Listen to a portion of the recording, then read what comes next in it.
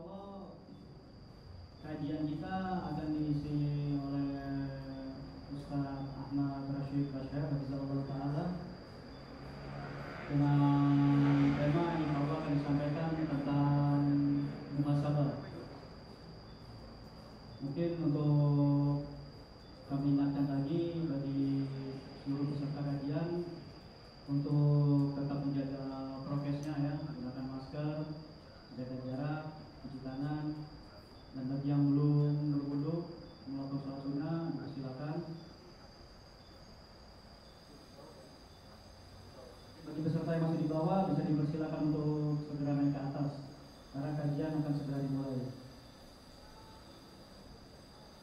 Oke, untuk mempersingkat waktu, langsung saja kita mulai kajian. Untuk Ustaz Ahmad Bashar, wa tafadhal masykur. Bismillah. Assalamualaikum warahmatullahi wabarakatuh. Innal hamdalillah nahmaduhu wa nasta'inuhu wa nastaghfiruh wa natubu ilayh wa na'udzu billahi min shururi anfusina wa min sayyiati a'malina. Man yahdihillahu fala mudilla lahu wa man yudlil fala hadiya lahu. Asyhadu an la ilaha illallah wahdahu la syarika lahu wa asyhadu anna Muhammadan 'abduhu wa rasuluh. Salawatullahi wa salamuhu alaihi nabiyyina wa habibina Muhammad sallallahu alaihi wa ala alihi wa sahbihi wa sallam. Qala Allah Ta'ala fi kitabihil karim, ya ayyuhalladzina amanu taqullaha haqqa tuqatih wa la tamutunna illa wa antum muslimun, amma ba'd. Ikhwani fid din, a'azakumullah, saudara-saudaraku sekalian yang mudah-mudahan Allah Azza wa Jalla berikan keberkahan dalam kehidupannya. Alhamdulillah, kita bersyukur kepada Allah Tabaraka wa Ta'ala atas segala limpahan karunia, atas segala limpahan rahmat, nikmat yang Allah berikan kepada diri kita, sehingga pada kesempatan pagi hari yang berbahagia ini, walillahil hamd, atas segala nikmat dan Allah yang Allah berikan kepada diri kita, kita dapat berkumpul di tempat terbaik di atas muka bumi ini, yaitu fi baitin min buyutillah, di salah satu rumah dari rumah-rumah Allah Azza wa Jalla ini. Tidak lain tidak bukan untuk meningkatkan keimanan kita, menjadikan diri kita alim akan ilmu agama Allah Tabaraka wa Ta'ala, mengangkat kebodohan dalam diri kita tentang ilmu agama, dan mudah-mudahan ilmu tersebut bisa kita amalkan dalam kehidupan kita sehari-hari. Allahumma amin.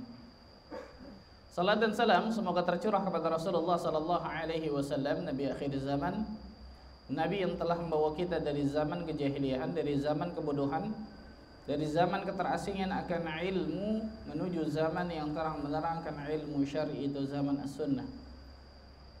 Ma'asyiral muslimin rahimani wa rahimakumullah. Alhamdulillah, kedua kalinya berarti saya ngisi di sini. Benar sih, masyaallah. Setelah yang pertama sekian lama, berapa bulan yang lalu, masyaallah, hari ini alhamdulillah Allah berikan kesempatan bagi diri kita kemudahan untuk bermuajahah, bertatap muka. Biasanya kita hanya bertatap laptop sama bertatap HP, betul ya, online. Hari ini alhamdulillah Allah berikan kemudahan kita untuk bisa kajian offline ini, alhamdulillah, masya Allah. Dan anda melihat masya Allah wajah-wajah tanawwarat bi sunnati Rasul sallallahu alaihi wasallam, wajah-wajah yang bersinar dengan sunnah Rasulullah sallallahu alaihi wasallam di hadapan anda. Barakallahu fikum, masya Allah. Hari ini insyaallah ta'ala kita akan bahas satu tema yang luar biasa pentingnya, salah satu ibadah yang mungkin jarang kita lakukan atau sering kita lalaikan satu ibadah ini, padahal ini sesuatu yang luar biasa bagusnya dalam kehidupan kita sehari-hari, yaitu tentang muhasabah. Salah satu ibadah ini namanya muhasabah. Muhasabah terambil dari kata-kata hasibah, yang artinya menghitung. Hasiba yahsabu hisaban, yang artinya menghitung, hisab. Muhasabah terambil dari kata-kata hasib atau hisab. Apa maksudnya hisab di sini atau menghitung ini? Menghitung dari amal-amalan atau perbuatan kita. Itu maksudnya muhasabah. Ketika seseorang menghitung-hitung, melihat-lihat, mengintrospeksi diri, biasanya kalau bahasa Indonesia, betul ya? Mengintrospeksi diri atau mengoreksi diri dari amal-amal apa saja yang telah dia lakukan, amal-amal apa saja yang pernah dia perbuat dari amal baik atau amal buruk. Apakah amal baik tersebut sudah berusaha dia tingkatkan, apakah amal buruk tersebut sudah berusaha dia istighfar dan taubat kepada Allah, dan seterusnya. Muhasabah. Berapa banyak kaum muslimin dan muslimat yang lalai dalam muhasabah ini, padahal ternyata Allah dan Rasulnya selalu menyuruh kita untuk muhasabah ini. Allah berfirman di dalam surah Al-Hasyr, dalam surah Al-Hasyr ayat ke-18 dan juga 19, terutama yang 18-nya. Al-Hasyr ayat 18 dan 19. Allah Subhanahu wa taala berfirman, ya ayyuhalladzina amanu taqullaha wal tanzur nafsum ma qaddamat lighad. Wahai orang-orang yang beriman, bertakwalah kalian kepada Allah. Wal tanzur nafsum ma qaddamat lighad. Dan hendaklah setiap diri kalian itu melihat apa yang telah dia perbuatnya untuk hari esoknya. Hari esok maksudnya di sini apa? Hari akhiratnya.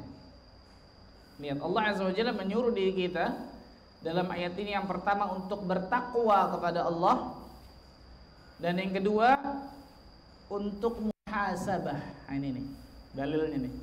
Wal tanzur nafsum ma qaddamat lighad. Dan hendaklah setiap diri kalian itu melihat apa yang dia telah perbuat untuk hari esoknya, untuk hari akhiratnya, yaitu apa yang bekalnya, apa yang sudah dia bekalkan dirinya untuk hari akhiratnya. Allahu akbar. Wattaqullah, bertakwalah kalian kepada Allah. Innallaha khabirum bima ta'malun. Sesungguhnya Allah Azza wa Jalla Maha mengetahui dari apa yang kalian kerjakan. Wala takunu kalladzina nasullaha fa ansahum anfusahum. Dan janganlah kalian seperti orang-orang yang lupa kepada Allah sehingga Allah Azza wa Jalla menjadikan mereka lupa akan diri mereka sendiri. Ulaika humul fasiqun. Mereka adalah golongan orang-orang yang fasik. Golongan orang-orang yang fasik. Dalam ayat ini kata para ulama menjadi dalil yang sangat tegas agar kita selalu memuhasabah diri kita, agar kita selalu mengintrospeksi atau mengoreksi diri kita. Karena Allah mengatakan wal tanzur, hendaklah kalian itu melihat. Hendaklah kalian melihat. Apa yang kita lihat? Bekal apa yang sudah kita bawa untuk hari akhirat kita. Ikhwan, kita hidup di dunia nggak lama. Siapa yang bisa menjamin hidup kita setelah pulang dari sini ternyata Allah belum cabut nyawa kita? Nggak ada yang bisa jamin. Bahkan untuk bangun dari tempat yang duduk sekarang kita belum tentu Allah Azza wa Jalla takdirkan. Apa yang sudah kita bekalkan untuk diri kita, untuk alam akhirat kita? Kalau antum ingin musafir, antum pasti bawa bekal, betul ya? Mau jalan, atau mau bikers kemana-mana nih, bawa gembolan, tau gembolan? Kalau bahasa Betawi gembolan. Kanan kiri banyak luar biasa. Itu apa? Bekal, betul ya? Untuk perjalanan dunia saja, musafir dunia saja, kita pasti bawa bekal.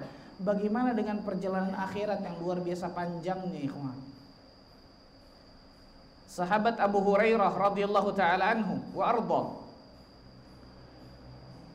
menangis ketika naza, menanggung sakratul maut. Sahabat di sekelilingnya mengatakan kepada Abu Hurairah, kenapa kau menangis? Kau sahabat yang paling banyak meriwayatkan hadis Nabi, engkau ini sebutkan tentang keutamaan beliau. Maka Abu Hurairah radhiyallahu taala mengatakan apa? Aku menangis bukan aku takut berpisah dengan dunia, bukan itu yang aku takutkan, kata Abu Hurairah. Ini orang yang ngerti. Aku nangis nih bukan karena aku takut berpisah dengan dunia, bukan itu. tapi aku menangis karena aku tahu perjalananku setelah ini panjang dan bekalku masih sedikit. Siapa bekalnya sedikit? Abu Hurairah. Bekal kita banyak kan berarti kalau dibandingkan Abu Hurairah ya. Sampai sekarang loh kita baca an Abi Hurairah radhiyallahu anhu. Sampai sekarang kita baca hadisnya, betul ya? Sampai sekarang panen pahala Abu Hurairah radhiyallahu anhu. Tapi beliau mengatakan apa? Zadi qalil, bekalku sedikit. Sedangkan perjalananku setelah ini panjang. Perjalananku setelah ini panjang. Dan aku tidak tahu nanti di ujungnya Allah Azza wa Jalla akan memberikan rahmat kepadaku berupa surganya, atau ternyata Allah Azza wa Jalla akan campakkan diriku ke nerakanya. Aku nggak tahu sama sekali. Abu Hurairah, bayangkan. Bagaimana kita? Amal masih berantakan, hisab menegangkan, tapi seakan-akan sudah dapatkan surga Allah Azza wa Jalla. Tenang. Muhasabah ikhwan. Ada satu kisah yang sangat luar biasa dari hadis yang sahih dari Imam Muslim. Dari dua orang sahabat Nabi radhiyallahu anhuma. Yang pertama namanya Abu Bakar As-Siddiq. Kenal? Kenal antum? Hah? Pancingannya nggak kena juga insyaallah. Tahu insyaallah. Abu Bakar As-Siddiq. Siapa nama aslinya? Nah, bingung insyaallah. Tanya bingung. Siapa namanya itu? Abdullah bin Abi Quhafah.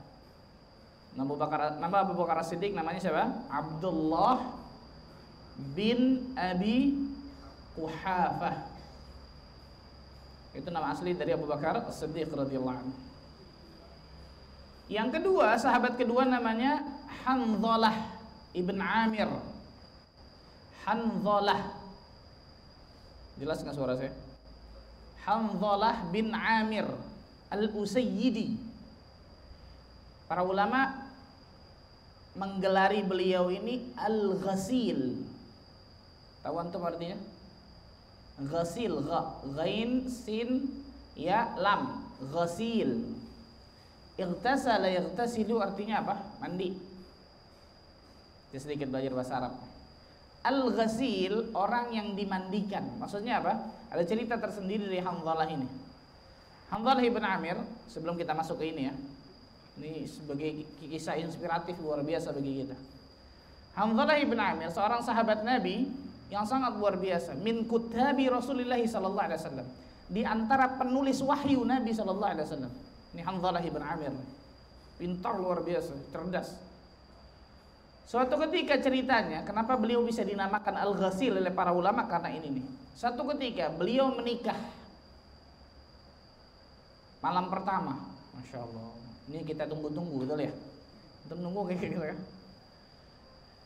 Ketika di pagi hari setelah subuh, penyeru dari Nabi SAW berseru, wahai kaum muslimin, Rasul SAW memanggil kalian untuk berjihad. Disebutkan itu perang Uhud. Dalam riwayat yang disebutkan perang Uhud. Nabi SAW kalah ketika perang Uhud, betul ya? Maka setelah subuh tersebut, Hanzalah ibn Amir ternyata termasuk orang yang daftar ikut apa? Jihad. Dan Allah takdirkan, singkat cerita, Rasul SAW kalah dengan para sahabat, banyak yang meninggal, di antaranya Hanzalah bin Amir meninggal. Hanzalah ibn Amir jadi syahid. Maka Rasul SAW ketika melihat jenazah Hanzalah bertanya kepada istrinya,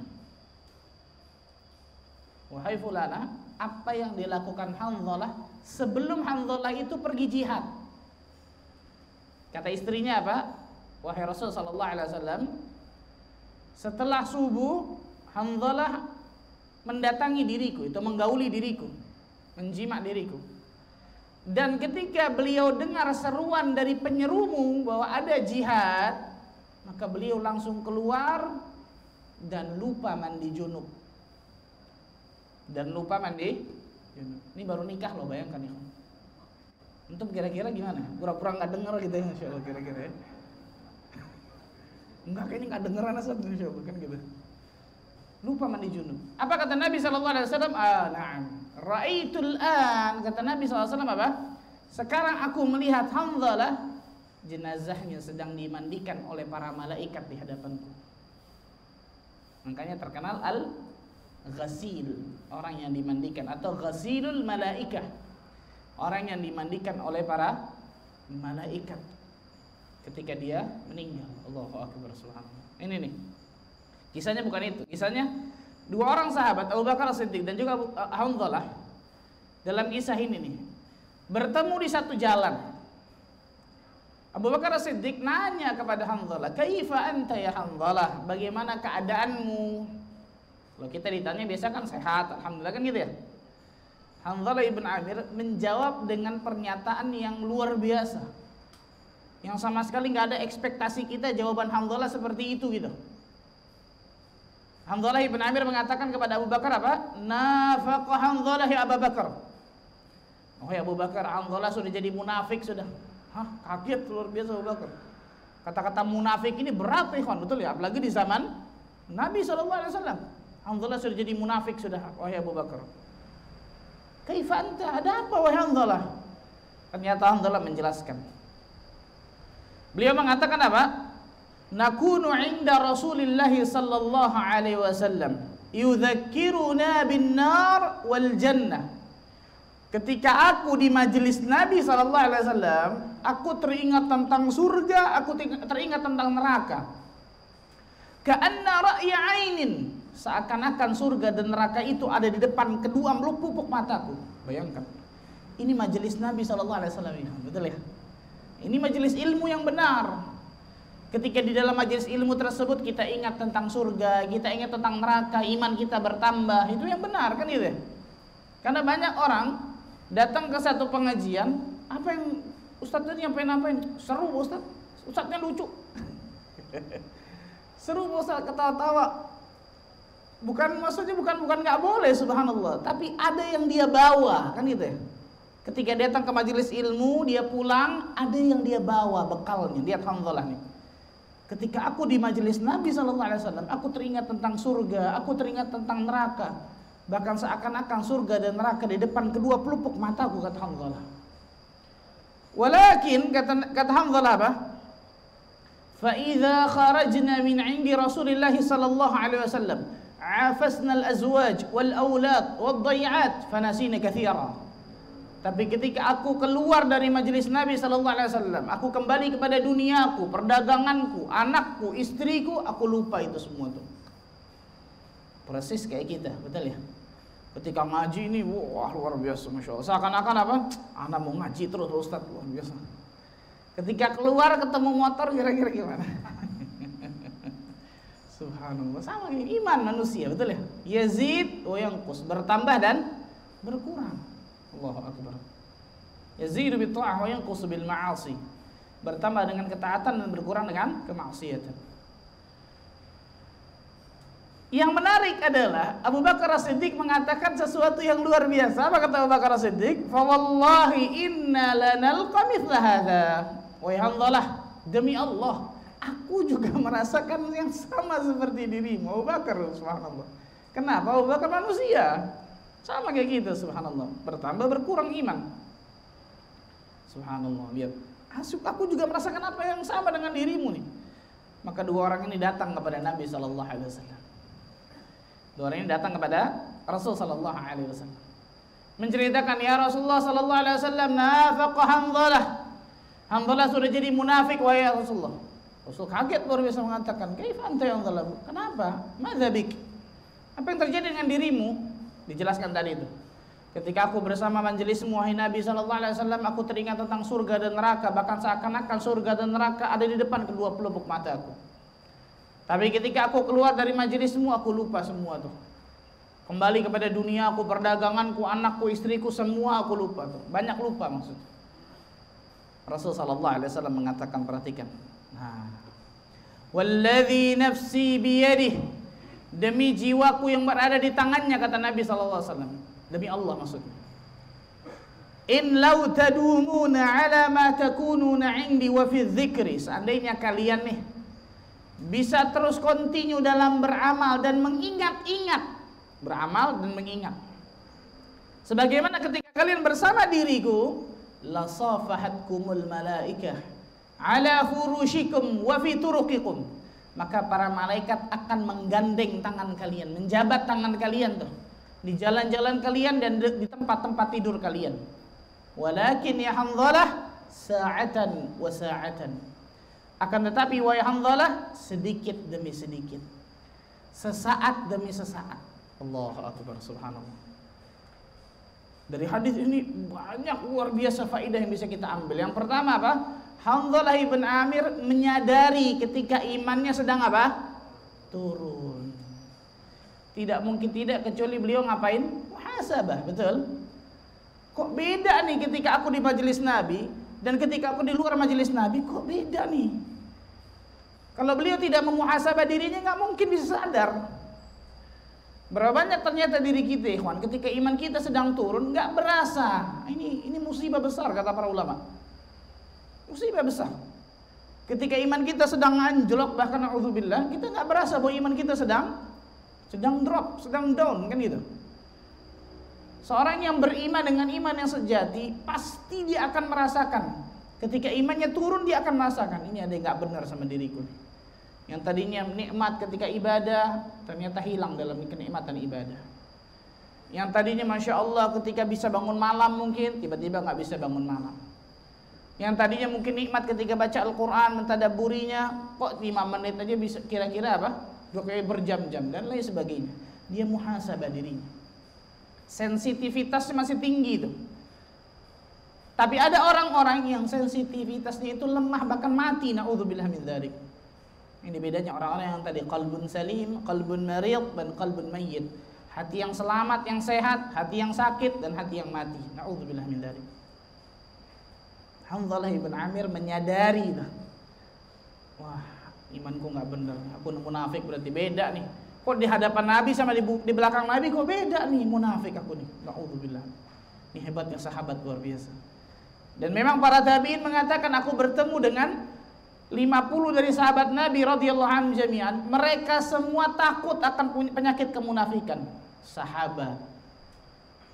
Masya Allah. Lihat ikhwan, subhanallah. Dan dari sini bisa kita ambil kesimpulan apa? Amalan yang sedikit tapi itu continue, itu jauh lebih dicintai, jauh lebih bagus, jauh lebih bermanfaat daripada amal yang musiman. Tahu musiman? Naik gunung, habis itu ngapain? Bukan cuma turun, nyungsep ke sumur. Kalau turun mending kan gitu. Kalau cuma turun bisa naik lagi, nyungsep nih, bayangin, subhanallah. Tapi sekali lagi saya katakan tadi itu, banyak manusia nggak sadar akan hal tersebut. Rasulullah sallallahu alaihi wasallam bersabda, "Ahabbul a'mali ila Allah adwamuha wa in qalla." Sesungguhnya amal yang paling dicintai Allah tabaraka wa taala adalah yang dawam, continue, istiqamah, wa in qalla, walaupun itu sedikit. Rasul sebutkan loh, walaupun itu apa? Sedikit. Contoh, kita ketika Ramadan bisa sholat malam nggak? Yang pertama jelas dari keutamaan Ramadan, betul ya? Allah Azza wa Jalla membelenggu para syaitan, kemudian Allah membuka pintu surga, menutup pintu neraka, kan gitu, dimudahkan kita beramal saleh. Keutamaan Ramadan yang pertama jelas. Pertama, jam 2 malam kita bisa datang ke masjid tuh ketika Ramadan, betul ya? Kok pas jam 2 malam ketika Syawal ngangkat mata nih, luar biasa, betul ya? Kayak 2 kilo ada di sini barbel. Tayyib, nggak jam 2 lah. Sebelum tidur, masa 1 rakaat sebelum witir nggak kita lakukan sih? Betul? Ahabbul a'mali ilallah adwamuha wa in qalla. Amal yang paling dicintai Allah Azza wa Jalla yang dawam, terus menerus, istiqamah, continue, walaupun itu apa? Sedikit.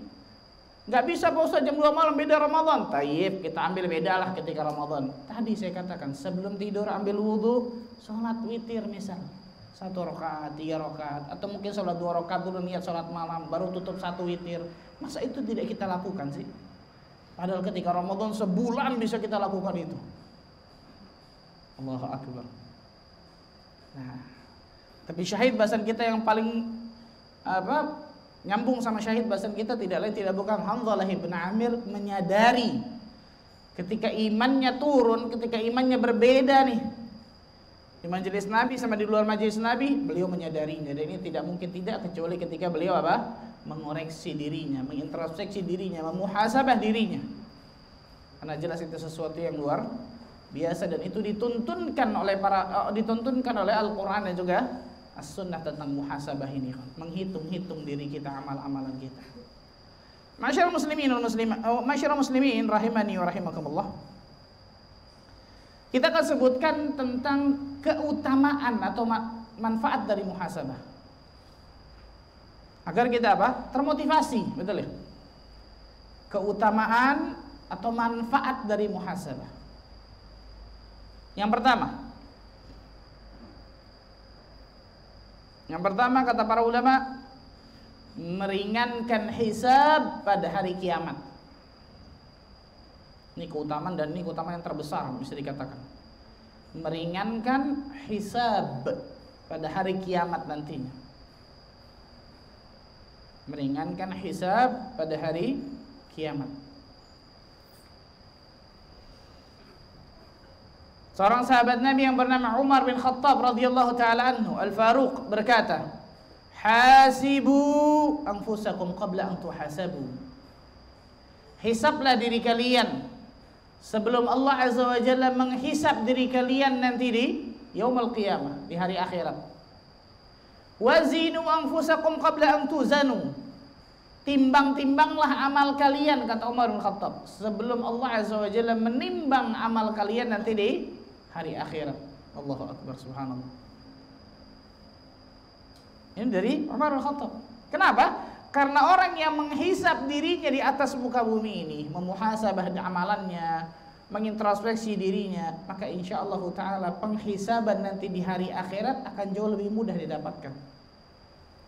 Tapi orang-orang yang lupa dan lalai untuk menghisab dirinya di atas muka bumi ini, maka jangan kaget kalau ternyata penghisaban nanti di hari akhirat berat bagi dirinya. Kemudian Umar bin Khattab membacakan firman Allah Azza wa Jalla dalam surah Al-Haqqah.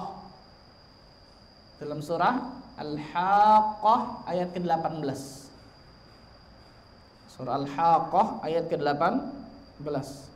Yauma idzin tu'raduna la takhfa minkum khafiyah. Pada hari itu kata Allah, kalian akan dihadapkan di hadapan Rabb kalian. Kita akan dihadapkan di hadapan Allah Azza wa Jalla dan tidak ada sedikit pun yang tersembunyi bagi Allah Azza wa Jalla. Ya Allah. Yauma tublas sarair, kata Allah. Pada hari ketika Allah tabaraka wa taala mengungkap seluruh rahasia. Seluruh rahasia Allah ungkap tuh. Hari kiamat, ikhwan. Di antara nama-nama hari kiamat, dari sekian banyak hari kiamat, kan banyak namanya hari kiamat, betul ya? Di antaranya apa? Yaumul hisab. Hari penghisaban. Hari perhitungan. Ya Allah, subhanallah. Perhatikan baik-baik, hari penghisaban. Orang-orang yang menghisab dirinya di atas muka bumi ini, menghitung-hitung amalannya, maka insyaallah ta'ala penghisabannya akan mudah insyaallah di akhir akhirat. Dan nanti insyaallah kita sebutkan apa saja nih, gimana cara muhasabah, mulai dari mana Pak Ustadz, kan gitu ya. Nanti insyaallah kita akan sebutkan. Tapi yang paling penting ini dulu nih, harus ada dalam hati kita, dalam diri kita. Oh, berarti mulai hari ini saya harus muhasabah diri saya nih. Entah itu harian, entah itu mingguan, entah itu bulanan, entah itu tahunan, atau bahkan setiap saat lagi bahkan. Ini gitu. Ternyata muhasabah ini sesuatu yang luar biasa manfaatnya bagi diri kita, luar biasa insyaallah. Rasul sallallahu alaihi wasallam bersabda, "Ma minkum min ahadin illa sayukallimuhu Allah, laisa bainahu wa bainallahi turjuman." Tidaklah setiap diri kalian kecuali kalian akan diajak bicara oleh Allah Azza wa Jalla. Kita akan diajak bicara nanti di hari kiamat. Dan antara Allah dengan diri kita tidak ada penerjemah sama sekali. Allah langsung berbicara diri kita tanpa penerjemah. Fayanzuru aymana minhu fala yara illa ma qaddam. Orang itu melihat kepada sebelah kanannya yang dilihat seluruh amalannya. Wa yanzuru ash'ama minhu fala yara illa ma qaddam. Orang itu melihat kepada sebelah kirinya yang dia lihat seluruh amalannya. Wa yanzuru baina yadayhi fala yara illa an-nar tilqa'a wajhi. Kemudian orang itu melihat kepada depannya, depan mata kepalanya, yang dia lihat neraka di depan mata kepalanya. Fattaqun nar walau bisyiqqi tamrah. Maka bertakwalah kalian kepada Allah walaupun hanya dengan sepotong kurma. Allahu akbar. Yaumul qiyamah ikhwan, ya Allah, yaumul hisab. Sesuatu yang luar biasa menegangkan. Dan ada khusus bahasan tersendiri masalah tersebut. Orang-orang intinya adalah orang-orang yang selalu muhasabah dirinya, maka hisab di hari kiamat insyaallah taala akan jauh lebih mudah. Al-Imam Fudail bin Iyad rahimahullahu taala mengatakan, al-mu'min yuhasabu nafsahu. Seorang mukmin itu orang yang rajin menghisab dirinya. Ini mukmin nih. Yang dia hisab siapa? Dirinya atau orang lain? Dirinya. Dirinya atau tetangga? Dirinya. Dirinya atau pemimpinnya? Dirinya. Perhatikan baik-baik nih. Karena banyak orang menyibukkan diri dengan orang lain, si fulan begini, si fulan begini, si alan begini, si alan begini, kan gitu. Dirinya nggak pernah ditunjuk. Betul?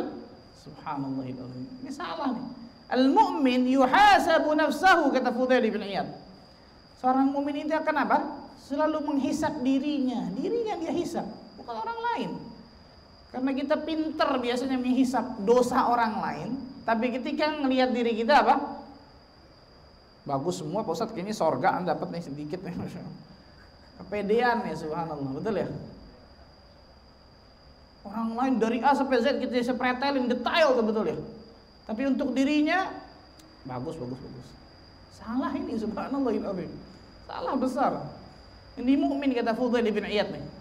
Orang yang rajin menghisab dirinya. Kemudian apa? Ia mengetahui bahwa ia akan berhadapan di hadapan Allah Azza wa Jalla. Ini yang saya katakan tadi. Dia yakin, dia sadar, dia tahu bahwa dirinya itu akan dihadapkan di hadapan Allah Azza wa Jalla nanti di hari kiamat. Allah akan bertanya tentang seluruh amalannya. Dan kita hanya bisa mengatakan, benar ya Allah saya lakukan. Benar ya Allah saya lakukan. Gak ada yang lain. Kalau kita membantah, Allah datangkan saksi, Allah datangkan bukti. Allah datang ke catatan amal. Bahkan bumi yang kita pijak akan berbicara nanti di hari kiamat. Iya, si fulan melakukan ini nih. Bayangkan. Bahkan anggota tubuh kita akan menjadi saksi untuk memberatkan diri kita loh, bukan meringankan, memberatkan diri kita. Kulit nih, bayangkan, setiap manusia punya kulit. Akan berkata nanti di hadapan Allah kalau ternyata kita berbuat kedurhakaan dengan anggota tubuh ini. Apa yang kita kemudian apa? Nggak sibukkan diri kita dengan muhasabah. Apa kemudian kita pikirkan masalah dunia dan lain sebagainya? Bukan nggak boleh cari dunia, fadhol silahkan. Tapi ingat, negeri akhirat itu Allah katakan wal akhiratu khairu wa abqa. Akhirat itu jelas lebih baik dan lebih kekal bagi kalian. Ini yang pertama. Yang kedua, manfaat muhasabah yang kedua. Yang itu masih sama anak kan? Gak di alam lain kan ya? Ini jam-jam segini jam-jam bahaya ini luar biasa ya. Tahu-tahu kedengeran suara kan kacau nih.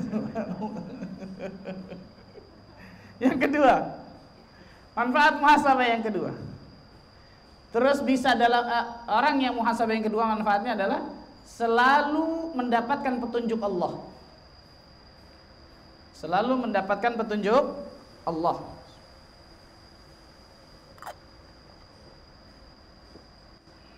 Selalu mendapatkan petunjuk Allah tabaraka wa ta'ala.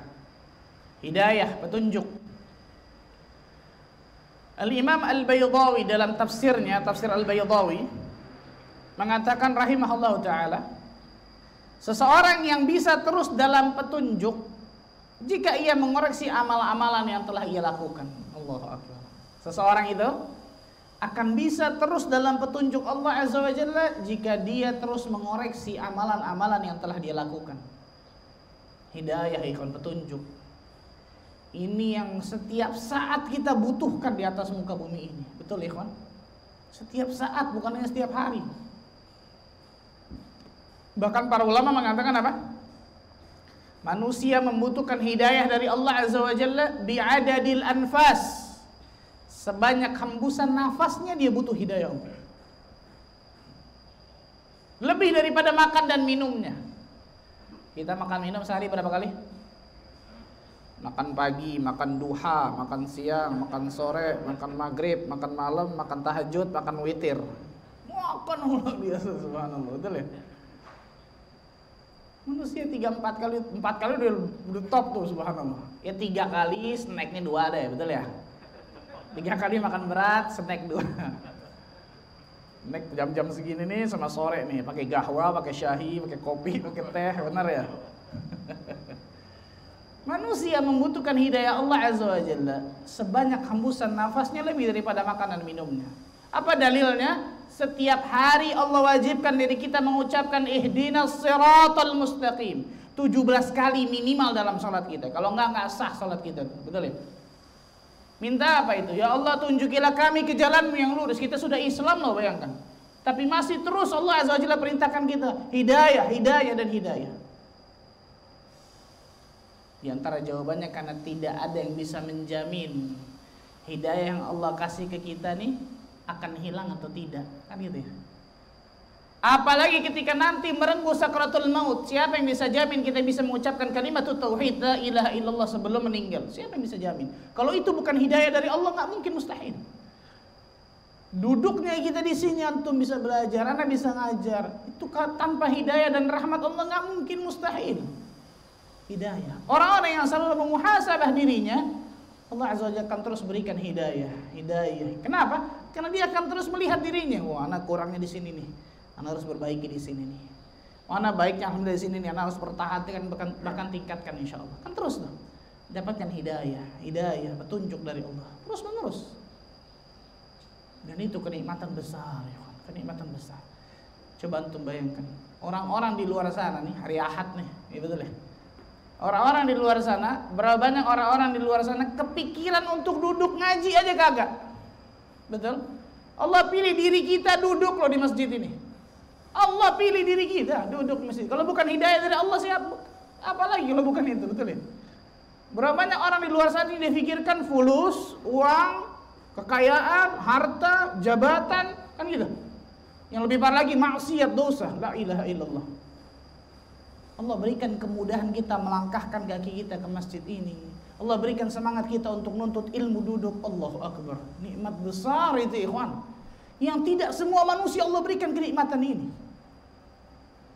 Maka bersyukurlah kepada Allah Azza wa Jalla ketika Allah berikan satu kenikmatan ini kepada kita, masyaallah. Dan wajib kita menjaganya. Ini yang repot nih, betul ya? Wajib kita jaga kenikmatan-kenikmatan ini, istiqamah, dawam. Orang-orang yang selalu memuhasabah dirinya, maka insyaallah ta'ala Allah Azza wa Jalla akan selalu berikan hidayah kepada dirinya. Yang ketiga, manfaat muhasabah yang ketiga, mengobati hati yang sakit, mengobati hati yang berpenyakit, mengobati hati yang sakit. Hati manusia, ikhwan, bisa macam-macam, dan ini menariknya hati manusia. Hati manusia bisa hidup, bisa mati. Hati manusia bisa sehat, bisa sakit. Hati manusia bisa lembut, bisa keras. Hati manusia bisa halus, bisa kasar. Bayangkan, itu hati manusia tuh. Menarik luar biasa, subhanallah. Imam Sufyan Ats-Tsauri rahimahullah ta'ala mengatakan apa? Ma'alajtu syai'an ashadda alayya min niyyati. Tidaklah aku mengobati sesuatu yang paling sulit bagi diriku kecuali mengobati niatku, hati. Kenapa? Li'annahu tataqallabu alaih. Karena niatku, hatiku nih selalu berbolak-balik. Selalu bolak-balik. Kadang lurus, kadang belok. Kadang lurus, kadang putar balik, kan gitu ya. Itu hati kita tuh. Orang-orang yang selalu memuhasabah dirinya, Allah Azza wa Jalla akan berikan kenikmatan kepada dirinya. Dia akan tahu, ini yang saya katakan tadi. Dia akan merasakan ketika hatinya sedang berpenyakit, sensitivitasnya itu tinggi, ikhwan. Rasulullah sallallahu alaihi wasallam berdoa kepada Allah dari doa yang panjang, ini potongan doanya. Allahumma la taj'al musibatana fi dinina. Ya Allah, jangan jadikan musibah kami dalam agama kami, ya Allah. Karena musibah terbesar itu musibah dalam apa? Agama. Itu musibah terbesar, ya ikhwan. Banyak orang menyangka gunung Merapi meletus, ada tsunami, itu musibah. Musibah, betul, itu sahih. Tapi ternyata musibah terbesar kata para ulama, musibah yang menimpa kepada agama seseorang. Ketika iman kita sedang turun, bahkan terpuruk, itu musibah besar, ikhwan. Tapi ternyata sedikit dari kaum muslimin yang menyadarinya. Betul ya? Sedikit. Rasul sallallahu alaihi wasallam berdoa loh. Rasulullah sallallahu alaihi wasallam doa, ya Allah, jangan jadikan musibah kami dalam agama kami, ya Allah. Allahu akbar, subhanallah. Tadi saya katakan, ketika yang tadinya biasa kajian, masya Allah, kok sekarang males. Yang biasanya nikmat ketika ibadah ternyata tidak, dan lain sebagainya. Para ulama terdahulu, ikhwan, ini hebatnya mereka, masya Allah. Ketika di malam hari mereka ingin bangun dan mereka tidak bisa bangun, maka mereka menghisap dirinya. Apa itu? Berarti ketika siang hari aku melakukan dosa sehingga Allah nggak mudahkan aku bisa bangun di malam hari. Ya beda kayak kita, betul ya. Kalau kita kan bablas terus, masya Allah. Beker 1 lewat, beker 2 lewat, beker 3 lewat, sampai 5 tuh jam alarm tuh. Yang bangun tetangga bukan gitu. Ini orang nyala mulu alarmnya sih. Niatnya sih udah bagus mau salat malam, dapat niat tuh, dapat pahala, betul ya. Tapi kok nggak bangun-bangun itu, subhanallah, kan gitu. Kata para ulama, bisa jadi seseorang karena dosa di siang hari yang dia lakukan sehingga Allah nggak mudahkan dia bangun di tengah malam. Hebatnya ulama. Para ulama juga mengatakan apa? Ketika aku masuk ke dalam rumahku, tiba-tiba istri dan anakku tidak nurut kepadaku, maka aku mengintrospeksi diriku. Berarti aku berbuat dosa ketika aku di luar rumah tadi itu. Allahu akbar. Subhanallah. Para ulama juga mengatakan apa? Ketika di pagi hari tungganganku ada masalah. Kalau zaman dulu apa? Unta, kuda, bikhal, betul ya? Zaman sekarang apa? Wah, antum jawabnya motor aja. Ada mobil, kenapa motor tuh jawabnya? Langsung fitrah, langsung bikers. Motor, mobil, tiba-tiba mogok. Yang biasa kita pikirkan apa? Wah, bengkelnya ini nggak benar. Wah, ini kan gitu ya. Yang ulama pikirkan apa? Oh, berarti kemarin aku berbuat dosa nih. Tungganganku ada masalah. Bayangkan sampai seperti itu. Kita udah di kemplang kanan, kemplang kiri, macam-macam. Kayaknya anak dosa anak dikit. Subhanallahirrahmanirrahim. Betul ya? Udah dikasih ini sama Allah, dikasih ini, kagak sadar-sadar. Nggak sensitif-sensitif, kan gitu ya? Seorang yang muhasabah dirinya, insyaallah ta'ala dia akan tahu tuh ketika hatinya sedang berpenyakit, hatinya sedang lagi masalah, maka dia akan bisa mengobatinya, insyaallah. Apa yang harus dia lakukan dia tahu dan lain sebagainya. Ini manfaat muhasabah. Yang keempat, selalu menganggap diri penuh kekurangan. Selalu menganggap diri penuh kekurangan. Selalu menganggap diri penuh kekurangan dan tidak tertipu dengan amal yang telah dia lakukan. Dan tidak tertipu dengan amal yang telah dia lakukan. Selalu menganggap diri penuh kekurangan dan tidak tertipu dengan amal yang telah dilakukannya.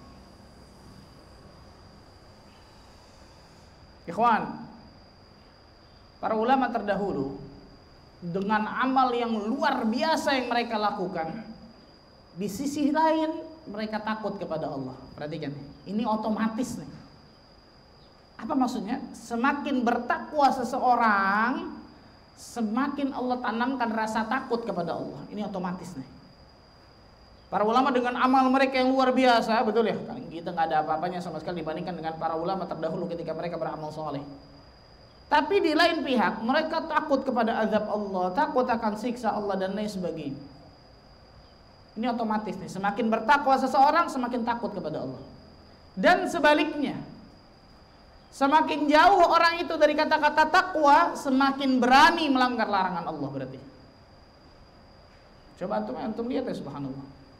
Semakin orang itu jauh dari kata takwa, apa itu takwa? Mengerjakan perintah Allah, menjauhi larangannya, kan gitu. Semakin orang itu malah tidak mengerjakan perintah Allah, menjauhi dari perintah Allah, bahkan mengerjakan larangan Allah, semakin orang itu akan berani melanggar larangan Allah dengan perasaan tenang, seakan-akan gak terjadi apa-apa. Orang yang selalu memuhasabah dirinya, ikhwan, dia akan paham tuh bahwa amalannya baru sedikit, amalannya tidak ada apa-apanya. Ketika dia bandingkan dengan kenikmatan yang Allah berikan kepada dirinya, luar biasa jauhnya kenikmatan yang Allah berikan kepadanya. Sehingga dirinya insyaallah ta'ala akan selalu anggap dirinya penuh kekurangan tuh ya kawan. Dia akan anggap dirinya penuh apa? Kekurangan ya Allah. Abu Bakar Siddiq radhiyallahu anhu dan sebagian ulama salaf berdoa ketika dipuji orang. Orang muji ini, mereka doa. Kita kalau dipuji orang kira-kira gimana? Hah? Istighfar, insyaallah. Bagus tuh jawaban istighfar. Karena pikir dipuji kurang, tambah. Dipuji orang, ya baru segitu. Ente nggak tahu anak aslinya lebih kan gitu, subhanallah. Lagi kacau loh, subhanallah. Terutama masalah ibadah ya, masalah amal saleh. Ketika orang memuji, doanya apa? Allahumma la tu'akhidni bima yaqulun. Ya Allah, jangan azab diriku dari apa yang mereka katakan kepadaku. Jangan siksa diriku dari apa yang mereka katakan kepadaku. Waghfir li ma la ya'lamun, dan ampuni diriku dari apa yang mereka enggak tahu ya Allah. Karena biasanya ketika seorang berbuat dosa hanya dirinya dan Allah yang tahu, betul ya? Waghfir li ma la ya'lamun. Ampuni diriku ya Allah dari apa yang mereka tidak ketahui. Waj'alni khairam mimma yadhunnun, dan jadikan diriku lebih baik daripada apa yang mereka persangkakan kepadaku. Allahu Akbar. Hafal doanya? Hah? Antum kayak gak pernah dipuji orang ya, insyaallah. Alhamdulillah, betul insyaallah gak pernah dipuji, betul ya. Dicela ngamuk terus. Subhanallah ya. Mau tulis doanya? Jangan tulis doang, hafalin tapi ya betul ya. Panjang Pak Ustaz, terupa. Allahumma fadhal. Allahumma la tu'akhidni. Allahumma la tu'akhidni. Allahumma la tu'akhidni bima yaqulun. Allahumma la tu'akhidni bima yaqulun. Udah? Waghfirli ma'ruf ya. Waghfirli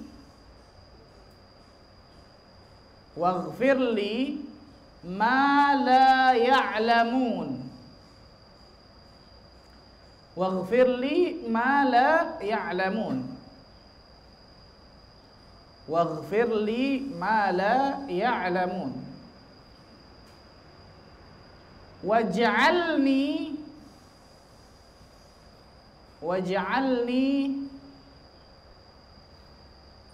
khairan. Waj'alni khairan mimma yadhunnun. Waj'alni khairan, kalau disambung khairan mimma yadhunnun. Waj'alni khairan mimma yadhunnun. Dha, pakai dha. Yadhunnun. Allahumma la tu'akhidni bima yaqulun waghfir li ma la ya'lamun waj'alni khairan mimma yadhunnun. Jadi ketika ada orang muji, baca ini, betul ya? Ada orang muji, betul.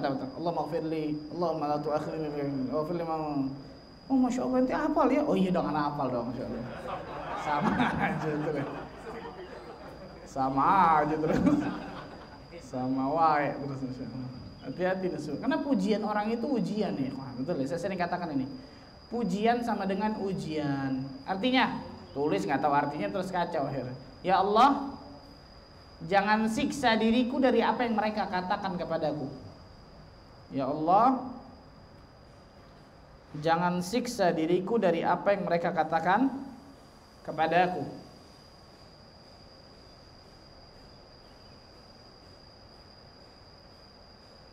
Ya Allah, jangan siksa diriku dari apa yang mereka katakan kepadaku. Dan ampuni diriku dari apa yang mereka nggak ketahui. Dan ampuni diriku dari apa yang mereka tidak ketahui. Dan ampuni diriku dari apa yang mereka tidak ketahui.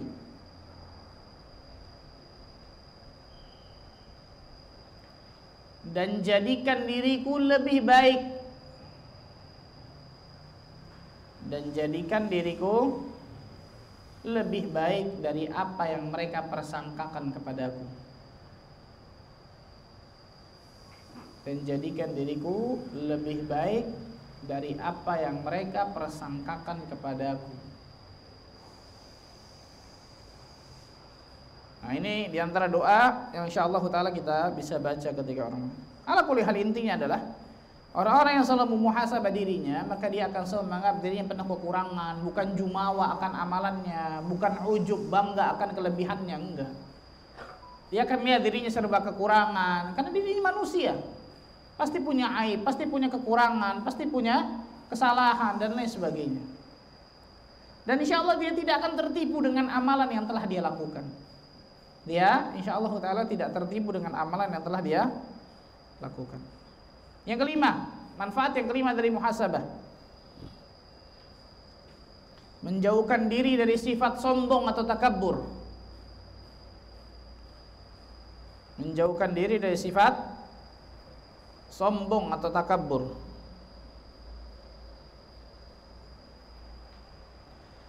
Al-Imam Muhammad bin Wasi' Ain, ujungnya Ain, Wasi' berkata, "Lau kana lidzunubi rih ma jalasa ilayya ahad." Seandainya dosa itu memiliki aroma bau, maka enggak ada orang yang mau duduk dekat dengan diriku. Allahu akbar. Ini lihat bagaimana tawadhu'nya ulama. Padahal para ulama ketika menjelaskan tentang biografi Muhammad bin Wasi ini, kata para ulama apa? Muhammad bin Wasi itu orang yang paling wara' kepada Allah. Tahu antum wara'? Wara' itu meninggalkan segala sesuatu yang tak ditakutkan ada ancamannya di hari akhirat. Itu wara'. Jadi jangankan yang haram, yang syubhat aja nggak mau deketin itu. Bahkan sesuatu yang kayaknya boleh nih tapi masih samar, itu pasti dijauhin. Itu wara'. Itu apa? Wara'. Muhammad bin Wasi' kata para ulama itu orang yang paling wara'. Tapi lihat bagaimana luar biasa ketawadhuan beliau. Seandainya dosa itu memiliki aroma bau, nggak ada orang mau duduk dekat diriku. Allahu akbar. Kita buat dosa langsung bau, buat dosa lagi tambah bau terus tuh. Nggak ada orang mau duduk dekat diri kita, kata para ulama. Tapi Allah Azza wa Jalla menutupi dosa-dosa kita, betul ya? Di antara nama-nama Allah apa? As-Sittir. Sitir. As-Sittir itu apa? Maha menutupi dari dosa-dosa kita, subhanallah. Yang keenam, apa saja? Di antara manfaat dari muhasabah, akan memanfaatkan waktu dengan baik. Manfaat muhasabah selanjutnya, orang tersebut akan memanfaatkan waktunya dengan baik. Kan dia tahu dia di atas muka bumi ini nggak lama, sebentar, betul ya? Maka waktunya di atas muka bumi ini pasti benar-benar apa? Pergunakan dengan baik.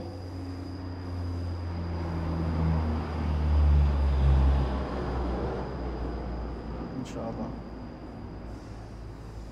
Menyerang siapa itu, subhanallah. Al-waqtu kas-sayf, kata para penyair kan. Waktu itu seperti apa? Pedang. Jika engkau tidak memotongnya, engkau akan terpotong. Tapi kalau kita al-waqtu apa? Time is money. Masya Allah. Ini orang-orang kapitalis nih, subhanallah ya. Waktu adalah uang. Waktu adalah apa? ibadah itu harusnya kan gitu ya. Waktu adalah ibadah. Karena Allah SWT ciptakan diri kita di atas muka bumi ini untuk beribadah kepada Allah. Maka coba tanya diri kita masing-masing, subhanallah. Berapa banyak ternyata waktu-waktu tersebut kita buang sia-sia. Yang lebih parah ketika waktu tersebut ada unsur dosa di dalamnya. Ini parah nih kawan. Karena dia akan mempertanggungjawabkan nanti di hadapan Allah Azza wa Jalla. An umrihi fi ma'afnah. Tentang umurnya. Allah pasti tanya tentang umurnya. Untuk apa dia habiskan jatah usianya di atas muka bumi ini. Subhanallah. Yang ke-8. Oh 7, Masya Allah. Bagus, berarti nyambung, Masya Allah. Nggak nyambung. Masya Allah. Muhasabah merupakan sifat hamba Allah yang bertakwa. Muhasabah merupakan sifat hamba Allah yang bertakwa.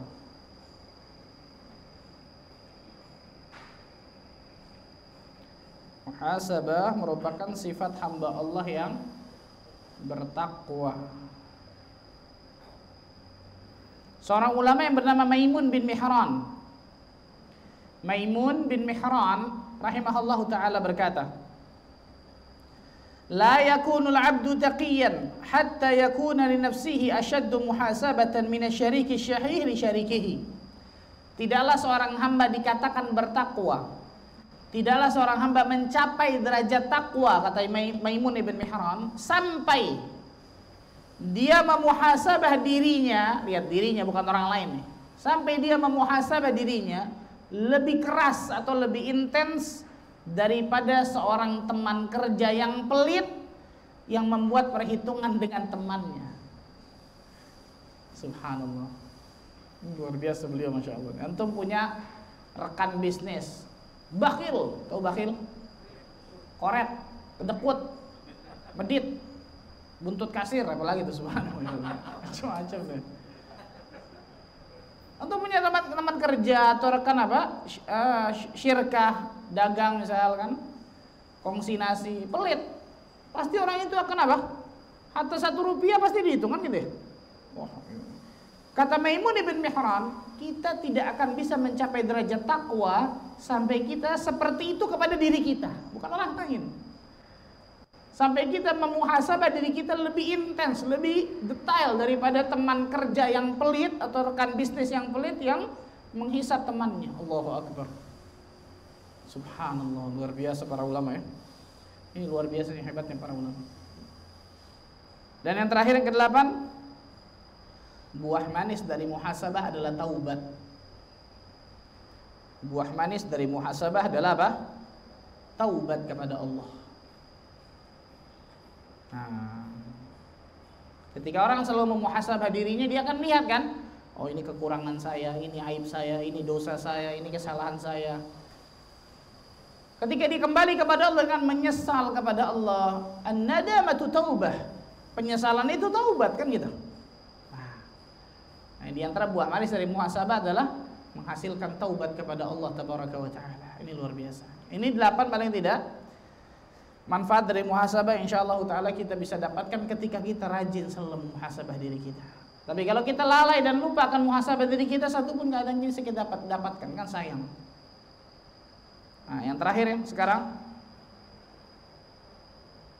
bagaimana cara muhasabah? Ini sering ditanyakan.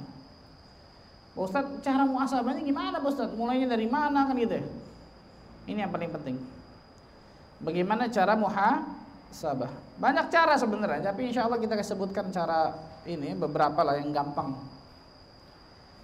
Yang pertama, cara muhasabah yang pertama, mengoreksi diri dari amalan yang wajib. Yang wajib dulu nih. Mengoreksi diri dari amalan yang wajib. Kemudian setelah itu yang sunnah, yang hukumnya sunnah maksudnya.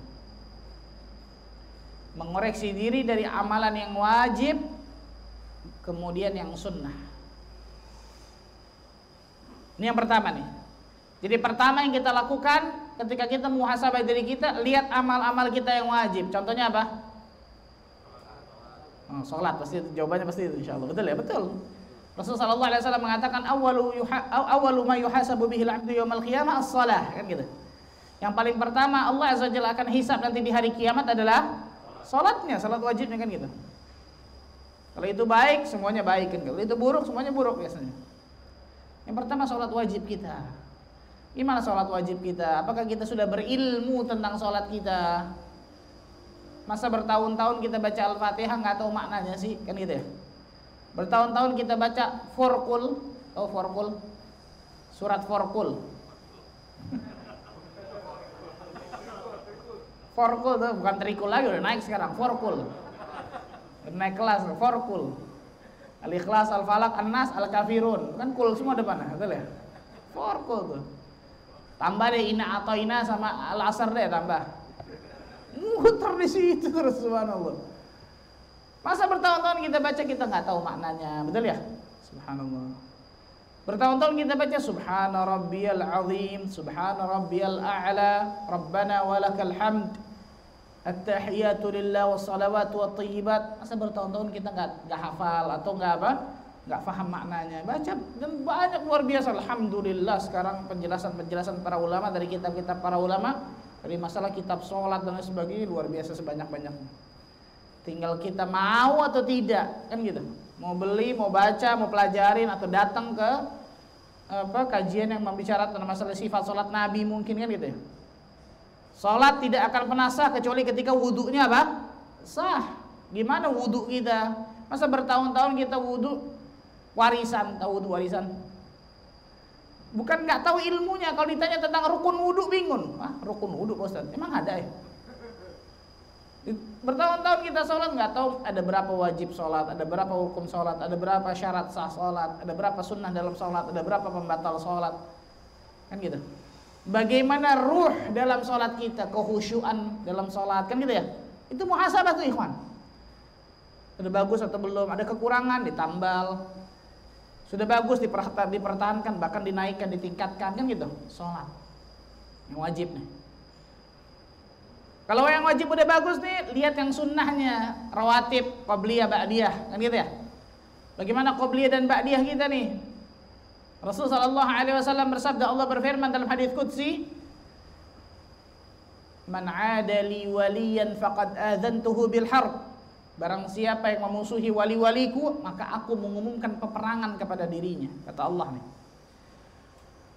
Wa ma taqarraba alayya 'abdin bi syai'in ahabba ilaihi mimma aftaradtu alaihi. Dan senantiasa hambaku mendekatkan dirinya kepadaku, tidaklah hambaku mendekatkan dirinya kepadaku dengan amal yang paling aku cintai melebihi amal-amalan yang wajib. Nah, berarti amal yang wajib itu pasti pahalanya lebih besar daripada yang sunnah.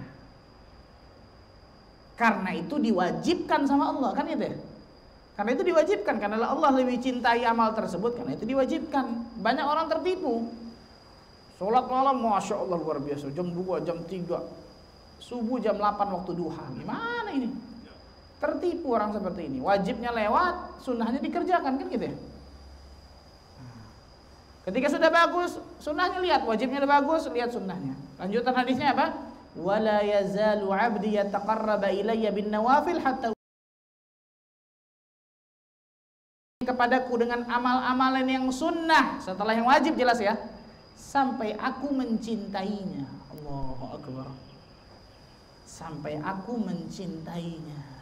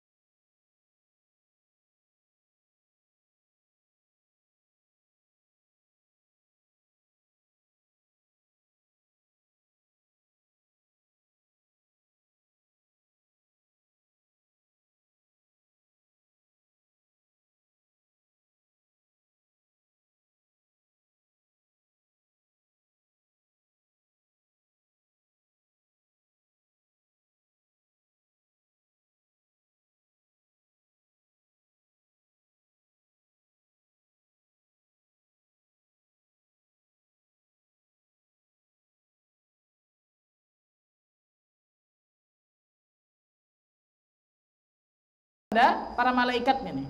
Unzuru hal li'abdi min tatawwu'. Coba lihat kepada apa?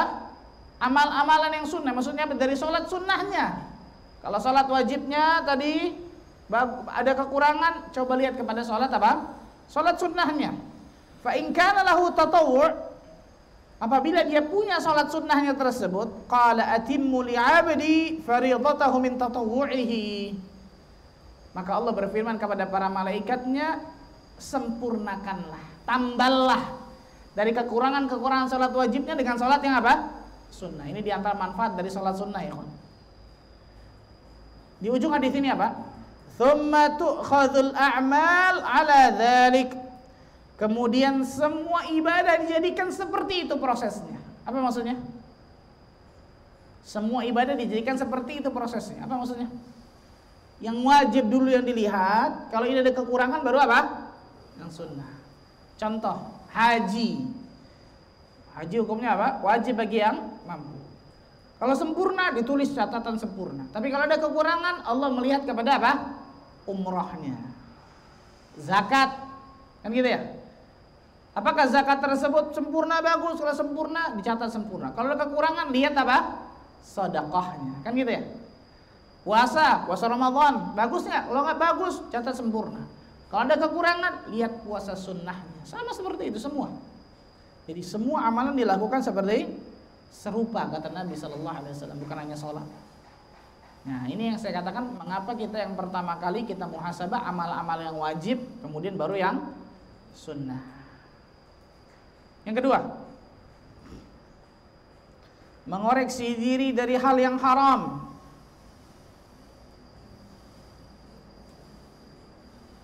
Mengoreksi diri dari hal yang apa? Dari hal yang haram. Mengoreksi diri dari hal yang haram. Karena ada orang melakukan yang wajib dia lakukan, yang sunnah dia lakukan, yang haram juga dia lakukan, kan gitu. Nah, ini perhatikan nih. Setelah yang wajibnya bagus, yang sunnahnya insya Allah bagus, mengoreksi dari hal-hal yang haram. Apakah ternyata yang haram itu tetap masih kita kerjakan atau tidak? Karena yang namanya takwa, apa definisi takwa? Mengerjakan perintah Allah, menjauhi apa? Larangan Allah, kan itu takwa. Oh, saya ngerjain perintah aja Pak Ustadz, larangan nggak usah. Berarti ada takwanya, ada yang timpang, kan gitu ya? Nggak dikatakan takwa berarti. Mengerjakan perintah Allah, menjauhi larangan Allah. Ini namanya apa? Takwa. Ini namanya takwa, subhanallah. Ini namanya ketakwaan kepada Allah tabaraka wa ta'ala. Ini yang saya katakan mengoreksi diri dari hal-hal yang haram. Apakah masih ada hal-hal yang haram masih kita lakukan, kan gitu ya? Banyak orang ternyata sholatnya masya Allah, maksiatnya tetap jalan. STMJ, tahu STMJ? Hah? Susu telur pada jahe, betul, masya Allah. Lapar berarti itu, masya Allah. Sholat terus maksiat jalan, kan gitu ya? STMJ, sholat terus maksiat jalan. Ini nggak benar yang seperti ini, kawan. Karena orang yang bertakwa adalah dia mengerjakan perintah Allah, maka dia juga apa? Menjauhi dari larangan-larangan Allah tabaraka wa ta'ala. Yang ketiga, mengoreksi diri atas kelalaian yang telah dilakukan. Mengoreksi diri atas kelalaian yang telah apa? Dilakukan.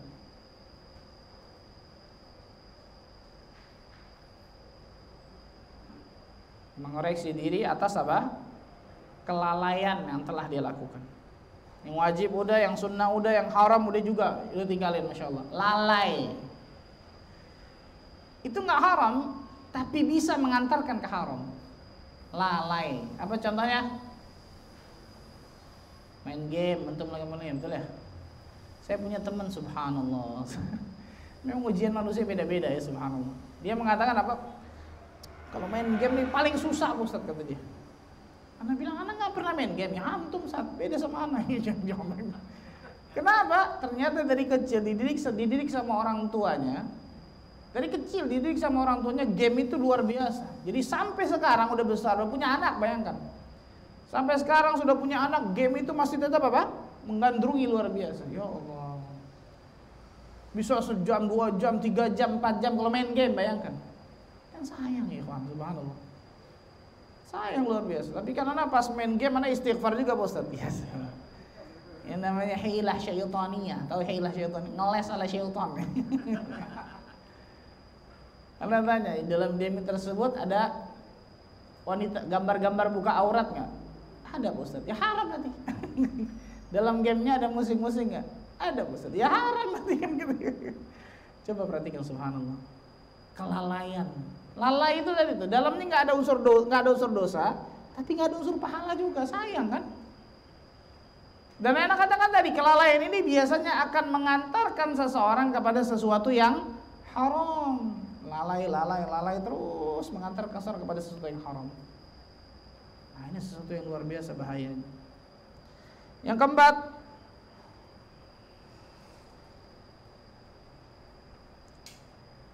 mengoreksi diri dengan amalan anggota badan.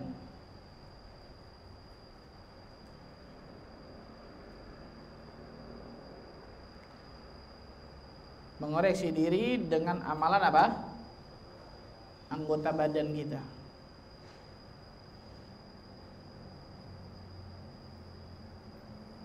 Yang kelima nyambung, 4 sama 5 nyambung soalnya. Tapi anak pisah nggak apa-apa supaya lebih jelas. Mengoreksi diri dari segala kenikmatan yang Allah kasih. Nah, mengoreksi diri dari segala kenikmatan yang Allah berikan kepada kita.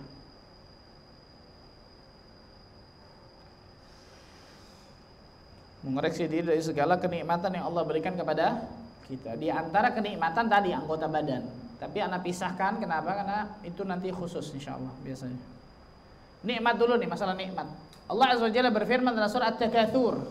Surat insyaallah taala kita hafal bersama.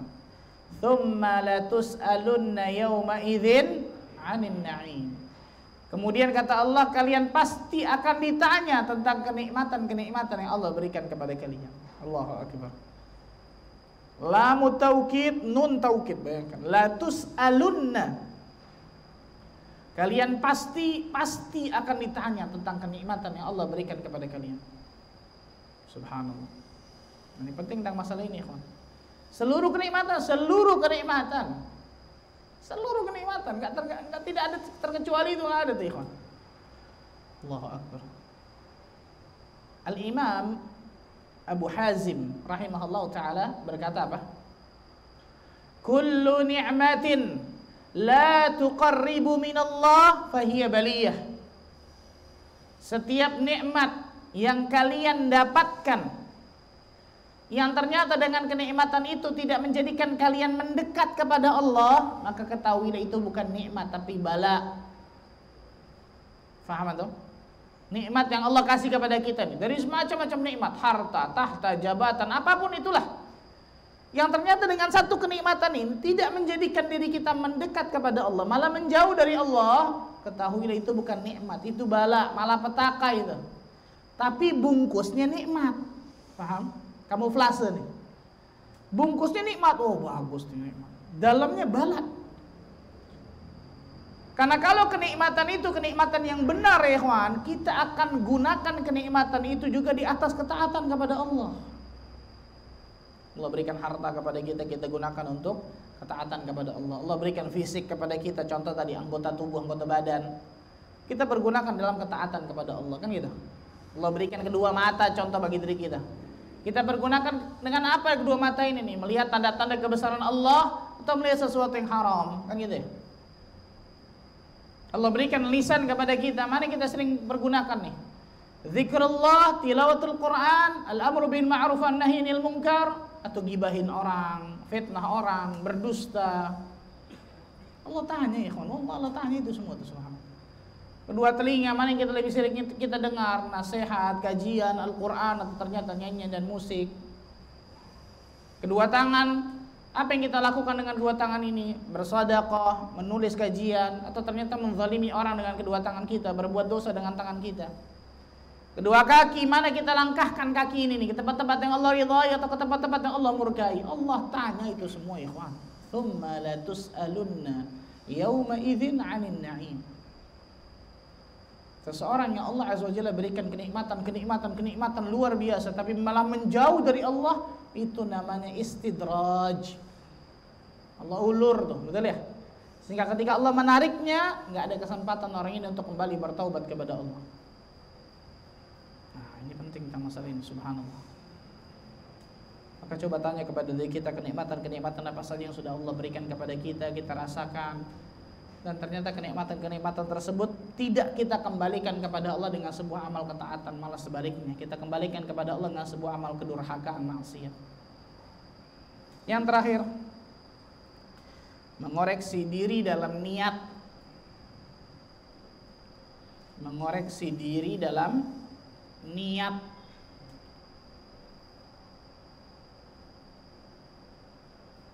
Mengoreksi diri dalam apa? Niat. Apakah niatnya ikhlas karena Allah lillah atau li ghairillah, karena selain Allah, kan gitu ya. Koreksi terus tuh. Dari amal-amal yang kita lakukan tadi itu, amal wajib, yang sunnah, amal baik, amal kepada Allah, amal kepada manusia, itu kita lakukan ikhlas karena Allah atau ternyata li ghairillah, karena selain Allah. Koreksi itu tuh, ikhwan.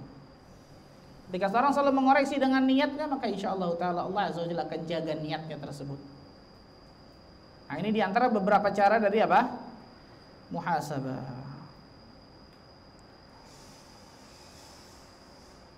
Kita sampai sore di sini.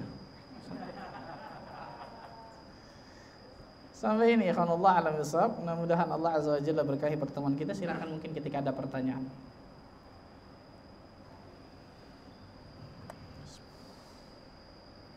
Allah, tadi ilmu yang sudah disampaikan oleh Ustaz Ahmad Basir. Gimana, Tommy? Masya Allah, Tommy. Hah? Ini pelajaran juga buat kita semua, ya, Ustaz ya, untuk muhasabah diri.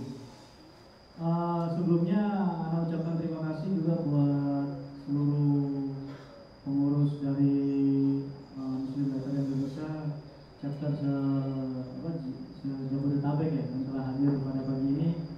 Dan juga saya ucapkan ahlan wa sahlan buat tamu kita dari chapter Kendari ya, insyaallah. Ahlan wa sahlan. Oke, mungkin selainnya ada yang ingin bertanya pada Ustaz, kami persilakan.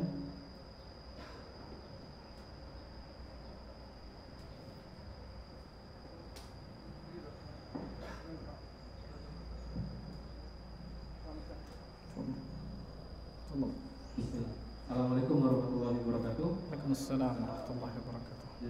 Jazakallahu khairan Ustaz atas ilmunya. Anda punya sedikit pertanyaan mengenai materi ini, dan ini juga sebagai bahan buat Anda pribadi.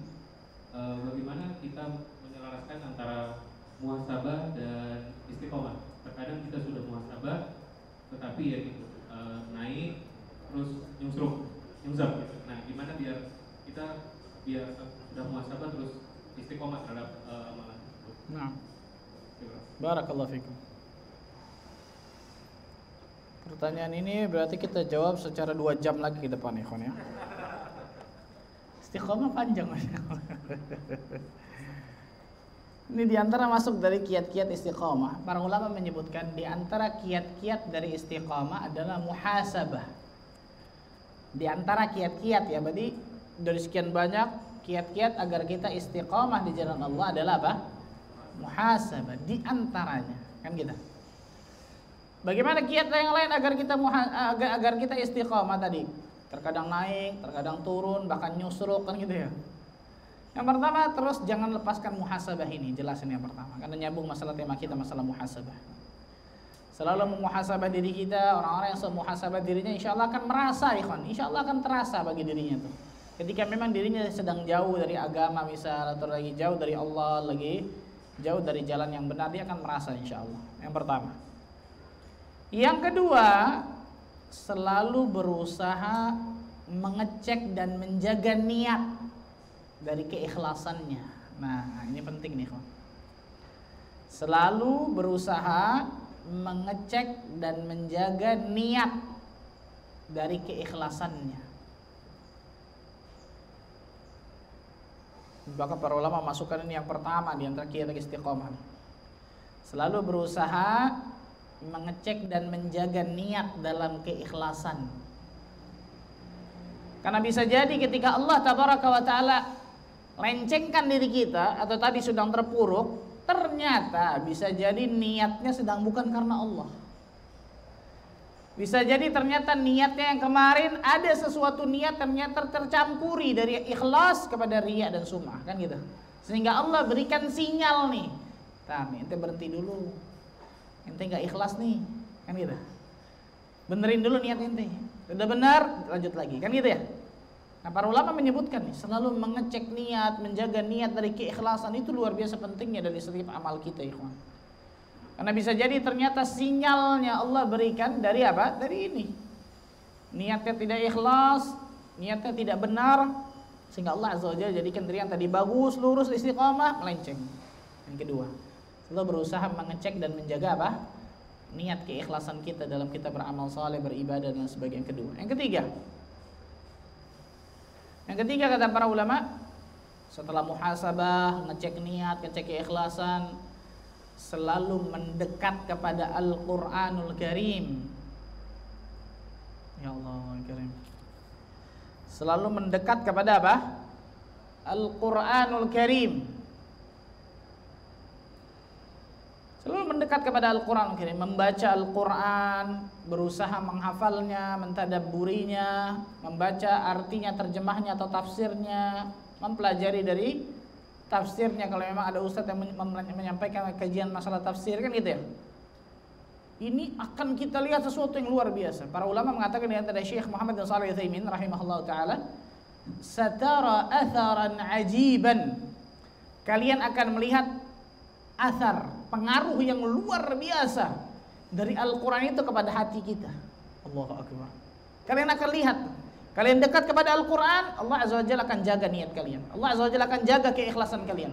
Allah akan jaga keistiqomahan kalian. Al-Quran, selalu membacanya, berusaha menghafalnya, selalu mentadabburinya, mengamalkan isi Al-Quran, itu yang paling terpenting. Yang ketiga. Yang keempat kata para ulama, aktsiru min dzikri hadzimil ladzat, sering mengingat kematian. Istiqamah nih, ikhwan. Sering mengingat pemutus atau penghancur kelezatan, yaitu al-maut, kematian. Sering mengingat pemutus atau penghancur kelezatan atau kematian. Al-maut nih. Ada banyak disebutkan oleh para ulama ketika orang itu sering mengingat kematian, manfaat yang akan dia dapatkan. Dia akan selalu senantiasa kembali kepada Allah dengan taubatnya. Dia akan senantiasa rajin dalam beribadah kepada Allah, berbekal untuk alam setelah kematiannya. Dia akan senantiasa qanaah, selalu merasa cukup akan pemberian Allah tentang masalah dunianya, dan lain sebagainya. Itu di antara manfaat-manfaat luar biasa dari kematian, subhanallah. Berarti orang yang lalai akan kematian tadi tuh, orang tersebut nggak akan pernah apa? Nggak akan pernah kemudian ingat bahwa dirinya ini akan dihadapkan di hadapan Allah, akan mati. Ketika ditanya dia yakin mati, yakin. Tapi amalannya, wallahu a'lam. Kan gitu. Nanti pada hakikatnya dia nggak yakin akan hal tersebut. Kalau dia yakin, kita yakin akan mendapatkan sesuatu, kita akan kejar itu, betul ya? Antum mana bertanya? Dari TK, SD, SMP, SMA, kuliah, ngapain tuh? Belajar, betul ya? Untuk apa? Untuk bisa dapatkan pekerjaan yang layak, atau ingin dagang yang bagus. Intinya mau dapetin dunia lah, betul ya? Pertanyaannya, antum yakin bisa dapatkan itu semua? Setelah dari SD, dari TK nih, sampai perguruan tinggi, sampai kuliah S1, S2, S3, S lilin, S doger dan sebagainya lah, kan gitu. Yakin akan bisa dapatkan apa yang antum inginkan? Yakin ya? Enggak Pak Ustadz, namanya juga usaha, kan gitu ya? Al-maut, kematian, yakin nggak tuh? Yakin nggak tuh pasti mati? Pasti dong ya. Pertanyaannya, mana orang yang berakal mengejar sesuatu yang pasti atau mengejar sesuatu yang tidak pasti dia dapatkan? Paham? Itu poinnya, ikhwan. Mengejar sesuatu yang tadi itu, kita ini, ya namanya juga usaha, Ustaz. Kita kan nggak tahu takdir kan gitu, tapi kita usahakan. dengan keyakinan insya Allah Allah berikan kemudahan. Kan gitu ya. Al-maut, mati pasti kita yakin. Nggak ada orang, hatta agama lain juga pasti nggak. Iya yakin mati kan gitu ya. Tapi kenapa itu nggak kita kejar seperti kita mengejar dunia kita? Betul? Ini yang sering kita lalaikan kata para ulama, subhanallah. Tapi kita tidak mengejar sesuatu yang pasti akan kita dapatkan. Al-maut, kematian. Dibangkitkan oleh Allah nanti di hari kiamat, dihisab, surga atau neraka, pasti itu hak. Kenapa kita tidak mengejar sesuatu yang pasti ya kawan? Bukan nggak boleh mengejar dunia ya, bukan itu maksudnya, tidak. Silahkan kan gitu. Tapi jangan lupakan yang paling terpenting tadi itu, yang pasti ini jangan dilupain gitu. Banyak orang mengejar sesuatu yang nggak pasti, dia berharap mendapatkan kepastian, tapi melupakan yang pasti, betul ya? Itu kita manusia. Istiqamah ya kawan. Sering mengingat kematian. Selanjutnya kata para ulama, mempunyai teman yang saleh. Nah ini miliu nih penting nih, masya Allah seperti ini nih. Kalau kita lagi turun, teman kita ingetin. Kalau teman kita lagi turun, kita yang ingetin. Kan gitu ya? Punya teman yang saleh, punya teman yang baik. Teman yang mengingatkan kita untuk ibadah kepada Allah. Teman yang mengingatkan kita ketika kita lupa dan lalai. Teman ketika kita bertemu dengan dirinya bukan hanya masalah dunia yang kita pikirkan, enggak. Tapi ibadah kepada Allah, akhirat, kan gitu. Ada kebaikan yang bisa kita lakukan. Teman ini luar biasa penting ya, masya Allah. Makanya Umar bin Khattab mengatakan apa? Ma u'tiyal 'abdu ba'dal islami ni'matan khairum min akhi salih. Tidak ada satu kenikmatan yang lebih besar yang Allah berikan kepada seorang hamba setelah nikmat Islam, ketika Allah hadirkan di hadapannya atau di dalam kehidupannya teman yang saleh. Allahu akbar. Ini bisa teman, bisa guru pun bisa kata para ulama, dan lain sebagainya. Selanjutnya pula kata para ulama, doa. Ini jelas. Karena tanpa bantuan Allah Azza wa Jalla nggak mungkin kita bisa istiqamah, betul ya? Doa sama Allah, ya muqallibal qulub, tsabbit qalbi ala dinik. Ya musarrifal qulub, sarrif qalbi ala ta'atik. Allahumma inni as'aluka al-huda wat tuqa wal afafa wal ghina. Doa sama Allah. Minta kepada Allah Azza wa Jalla, berdoa kepada Allah agar Allah berikan apa? Istiqamahan. Karena tanpa doa kepada Allah Azza wa Jalla nggak mungkin kita bisa istiqamah di atas muka bumi ini. Nah, itu beberapa mungkin insyaallah singkat dari istiqamah. Jadi ada pertanyaan yang ditulis ya tadi. Apa? Iya ada nih, masya Allah. Masya Allah, ini panjang juga ya, luar biasa.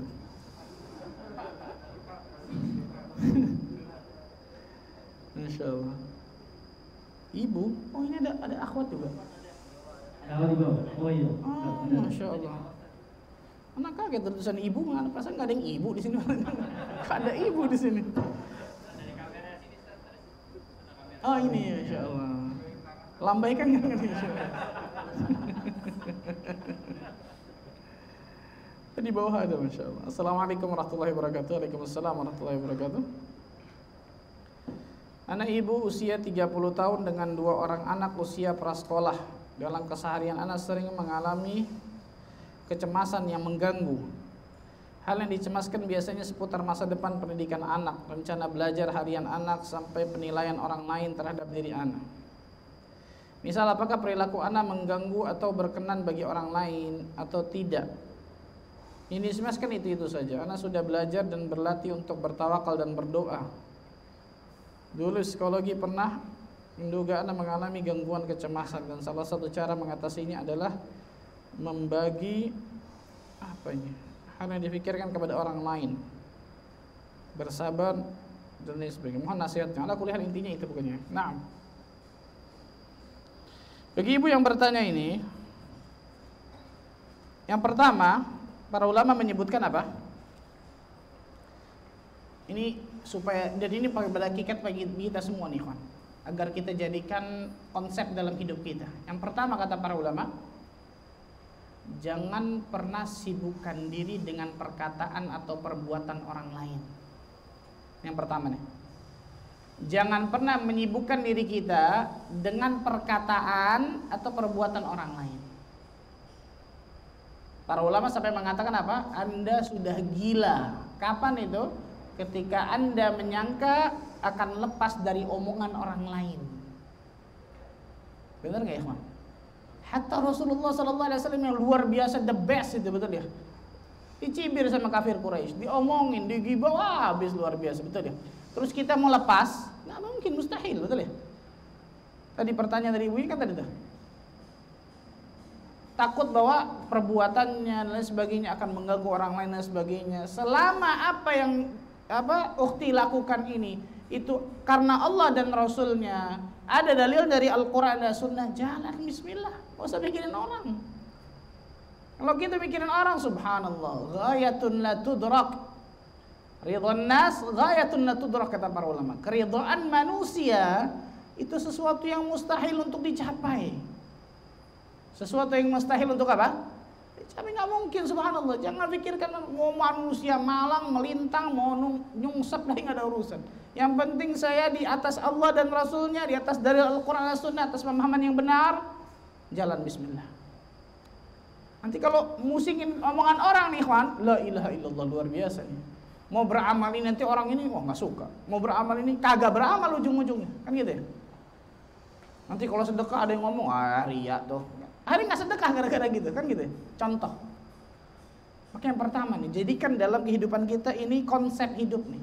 Jangan pernah sibukkan diri dengan omongan orang, ucapan orang, perbuatan orang kepada kita. Saya beribadah karena Allah, meninggalkan ibadah karena Allah. Tidak ada urusan sama manusia sama sekali. Manusia mau suka, manusia tidak suka, nggak ada urusan sama saya. Yang penting saya di atas ketaatan kepada Allah, titik. Ini nikmat hidup kalau begini, ikhwan. Nikmat hidup kita, subhanallah. Ini yang pertama. Yang kedua, bagi ibu yang seperti ini, ingatlah bahwa yang seperti ini waswasatus syaitan. Ini gangguan syaitan nih, ini bisikan syaitan nih. Agar ibu kemudian punya waswas, kan gitu.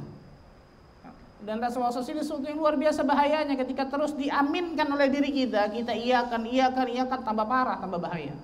Gimana caranya? Di antara caranya kata para ulama adalah melakukan sebaliknya. Contoh, ketika kita ingin berbuat sesuatu nih, nanti syaitan membisikkan diri kita tuh, kalau ente buat ini nanti orang si fulan nih pasti ngomong begini nih, ana buat. Paham antum? Kalau antum buat seperti ini nih, nanti si fulan ngomong begini nih, ana mau buat. Kenapa? Ngomong pada diri sendiri tuh. Untuk apa ini? Menjadikan syaitan jengkel. Ketika syaitan membisikkan diri kita A, kemudian ternyata apa? Jangan melakukan A, kita lakukan A itu tuh. Nah, ini hebatnya para ulama nih, bisa seperti ini nih, kawan. Contoh, Umar bin Khattab radhiyallahu anhu pernah lagi tidur di atas terompahnya, di bawah pohon kurmanya. Dibisikkan sama syaitan apa? Jadi sekelas Umar juga dibisikin kan gitu, atau diganggu apalagi kita. Wahai Amirul Mukminin, ketika beliau jadi khalifah nih, mana istanamu, mana pengawalmu, mana kerajaanmu dan lain sebagainya, supaya apa? Naik, betul ya? Bangga akan dirinya, dia khalifah, dia pemimpin kaum muslimin. Lagi tidur antara sadar dan tidak, bangun tuh Umar. Apa yang dilakukan Umar bin Khattab? Dia ngambil ke rumahnya, ngambil kampaknya, faasnya disebutkan, ngambil kampaknya. Kemudian dia datang ke hutan, dia tebang pohonnya, kemudian dijadikan seperti kayu bakar, dia pikul sendiri, dia jalan ke pasar. Nih Amirul Mukminin. Paham itu? Ini hebatnya Umar. Ini yang kata Rasul sallallahu alaihi wasallam, kalau ada satu jalan Umar lewat, syaitan mengiri jalan yang lain, bukan takut digebukin sama Umar. Enggak. Umar nggak ngelihat tuh syaitan, betul ya? Karena tidak ada celah dari syaitan untuk menggoda Umar bin Khattab. Itu yang jadi masalah. Nah, kita sering banyak buka celah di dalam diri kita nih. Kan gitu ya? Oh, ente kan begini, ente begini. Oh iya, nah emang begitu tuh, betul. Kan gitu ya? Bukan dilawan, syaitan diaminkan. Iya, emang ente bener nih. Salaman gitu. Enggak, subhanallah. Contohnya ini nih. Ketika syaitan membisikkan diri ukhti ini untuk kemudian waswas, untuk kemudian ini, untuk kemudian itu, lawan sebaliknya. Lakukan sebaliknya kata para ulama. Fikirkan sebaliknya. Minimal kata para ulama, diamkan, jangan hiraukan. Alah, syaitan. A'udzubillahi minasyaitonir. Harus seperti itu. Kalau setiap omongan, setiap ini kemudian bisikan syaitan kita jadikan kemudian pikiran kita, waduh, bahaya itu luar biasa. Berapa banyak orang-orang terjerumus ke dalam sesuatu perbuatan dosa awalnya karena seperti ini kan gitu. Nah, ini yang kedua. Yang ketiga, minta pertolongan kepada Allah Azza wa Jalla, doa sama Allah. Berdoa kepada Allah Azza wa Jalla agar Allah Azza wa Jalla selalu berikan apa? Selalu berikan kekuatan bagi dirinya. Tadi ketika syaitan membisikkan nih, nanti masa depan anak gimana macam-macam. Allah Al-Ghani, Allah Maha Kaya. Langsung ngomong itu pada dirinya. Nanti kalau ente begini meninggal gimana macam. Allah Al-Kafil, Allah Al-Wakil. Allah yang memberikan apa? Maha menanggung hidup kita kan gitu. Ya benar takut, katakan seperti itu. Itu yang saya katakan. Nah, ini disebutkan para ulama tentang masalah ini. Yang kemudian selanjutnya, bagi ibu yang bertanya ini, coba meruqyah dirinya sendiri, ruqyah mandiri. Karena bisa jadi kata para ulama, seseorang ada gangguan pada dirinya, gangguan ini masalah waswas ini saya sering temukan banyak nih. Waswas pada dirinya, jadi ketika dia meruqyah dirinya tanpa disadari muntah. Setelah itu kemudian bagus kan gitu. Coba. Dan kita tahu bersama Al-Quranul Karim syifa, betul ya? Al-Quranul Karim adalah penyembuh, penawar. Maka niat dia meruqyah dirinya, dia ruqyah diri sendiri ketika waktu duha seperti ini nih, ambil wudu, sholat, kemudian ruqyah dirinya. Dia baca kan gitu. Entah kemudian dibaca, dipegang dan sebagainya, atau kemudian dibacakan ke air, dia minum. Dengan niat apa? Kalau memang ada gangguan syaitan, Allah Azza wa Jalla akan hancurkan. Pasang niat itu tuh. Niat meruqyah mandiri, meruqyah dirinya. Apa saja bacaannya, bacaan apapun yang kita hafal. Mau Al-Fatihah berkali-kali, mau Forqul dari berkali-kali, kan gitu ya. Ayat kursi berkali-kali, gak ada masalah. Yang penting pasang niatnya untuk meruqyah dirinya. Nah, itu kata para ulama disebutkan seperti itu. Kemudian selanjutnya kata para ulama, coba dalami pelajaran masalah tawakal. Nah, dan ini diantara ini masuk ke masalah tauhid ada, betul ya? Masalah tawakal, masalah tauhid ini ada. Kemudian masalah amalan hati ada dan sebagainya. Coba dalami tuh, buka di YouTube misal, ustadz-ustadz yang membahas masalah tawakal, dengerin, bahkan dengerin berkali-kali agar benar-benar kita faham, agar kita selalu teringat masalah itu. Mudah-mudahan Allah Azza wa Jalla berikan benar-benar tawakal yang haqqa tawakkuli, sebenar-benar tawakal kepada diri kita. Wallahu a'lam bishawab. Ini dari bawah juga berarti. Atau mungkin dari Iwan dulu ya. Pertanyaan. Ada lagi Iwan yang ingin bertanya, mungkin silakan. Jangan. Kalau nggak ada, ini pertanyaan terakhir mungkin dari ibu-ibu di bawah saja. Kalau nggak ada berarti anak yang nanya gitu. Ya, boleh. Ada yang terbanyak yang nanya. Assalamualaikum warahmatullahi wabarakatuh. Izin bertanya, apakah amalan sunnah yang juga tidak sempurna, misalnya salat sunnahnya tidak sempurna, apakah tetap dapat menyempurnakan amalan yang wajib? Naam. Tidak sempurnanya ini kan bisa dikatakan dari 10, skala 10 misalnya. Ternyata dia hanya 5. Nah 5 ini Allah Azza wa Jalla nggak mungkin zalim kepada hambanya, betul ya? Tetap paling tidak bisa menambal, tapi mungkin tambalannya nggak bisa semua, kan gitu ya? Tambalannya mungkin tidak bisa, harusnya bisa tertutup rapat dari tambalan tersebut, tapi ternyata masih ada celah. Allah Azza wa Jalla nggak mungkin zalim akan hal tersebut. Ingatlah, dari semua perbuatan kita Allah Azza wa Jalla pasti akan berikan balasannya di hari akhirat. Wa may ya'mal mithqala dzarratin khairan yarah wa may ya'mal mithqala dzarratin syarran yarah. Pasti Allah Azza wa Jalla pasti akan datangkan balasannya walaupun ketika kita berbuat kebaikan ataupun keburukan walaupun sekecil bidhi dzarrah. Maka yakinlah akan tersebut. Wallahu a'lam bishawab. Itu mungkin yang saya bisa sampaikan. Mudah-mudahan Allah Azza wa Jalla selalu berkahi pertemuan kita. Mudah-mudahan Allah Azza wa Jalla jadikan diri kita termasuk golongan hamba-hamba Allah yang selalu Allah berikan hidayah taufik bagi diri kita untuk meniti siratal mustaqim sampai nantinya Allah wafatkan kita dalam keadaan husnul khatimah. Sebagaimana Allah kumpulkan kita di tempat ini, mudah-mudahan juga bisa Allah kumpulkan kita nanti di surga firdaus tanpa hisab dan tanpa adab. Allahumma amin rabbal alamin. Subhanakallah bihamdika asyhadu an la ilaha illa anta astaghfiruka wa atubu ilaik. Wassalamualaikum warahmatullahi wabarakatuh. Jazakallahu khairan Ustaz atas ilmunya yang bermanfaat untuk kita semua, dan jazakumullah khairan buat semua yang telah hadir pagi ini. Sebelum kita membubarkan diri ya, itu ada informasi dari ketua umum kita mungkin.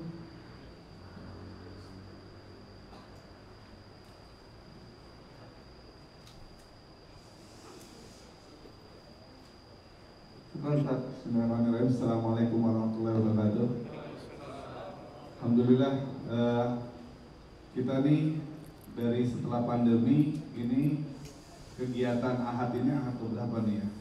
Kita genjot terus di pengurus pusat. Alhamdulillah dengan membantu juga hari ini kita sama chapter Jakarta kegiatan kajian di ahad pagi ya. Minggu lalu dengan Ustadz Subhan Bawazir, sebelumnya juga Ustadz Abdul Rahman Dadi, Ustadz Aldi Ferdian, dan berturut-turut terus kita mengadakan kajian biar saatnya pandemi ini sudah mulai berkurang, ya saatnya kita bisa menuntut ilmu di kajian offline. Alhamdulillah teman-teman juga kegiatan ini pusat juga mengucapkan banyak terima kasih pada teman-teman yang tetap istiqomah untuk menghadiri kegiatan kajian kita tiap ahad.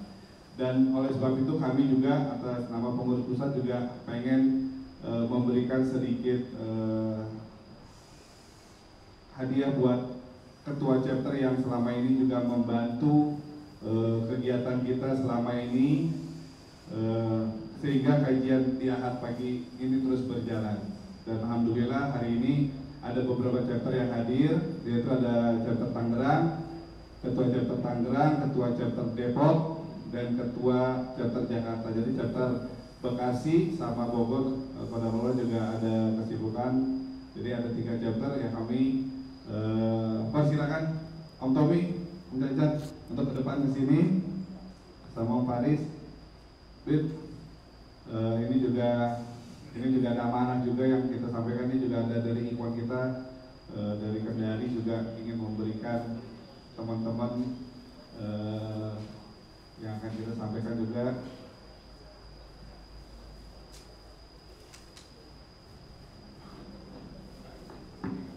Terus juga ini